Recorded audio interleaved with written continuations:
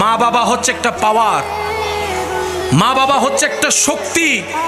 হতে পারে আপনার মা আপনার বাবা শারীরিকভাবে দুর্বল, হতে পারে আপনার মা আপনার বাবা বিছানা থেকে উঠতে পারে না, লড়তে পারে না, প্রস্রাব পায়খানা হয়তো বিছানায় করে, হতে পারে, কিন্তু ওনাদের দোয়ার শক্তি।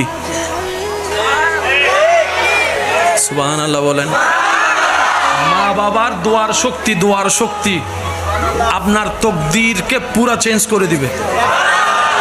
যদি আপনার পক্ষে আপনার মা একবার রবকে বলে, মৌলা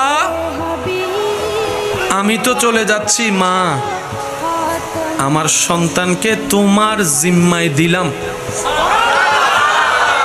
আমি শুনি না আরো জোরে। আমার মা বোনেরা শব্দগুলো একটু শুনবেন, মনে রাখবেন, দোয়াতে সাথে রাখবেন। মা বাবার জীবনের 95% টেনশন হচ্ছে সন্তান নিয়ে, সন্তানের জীবন নিয়ে, সন্তানের সুখ নিয়ে। এবার বুলন্দ আওয়াজে সবাই মিলে বলেন, সুখ দেওয়ার মালিক কে? রিজিক দেওয়ার মালিক কে?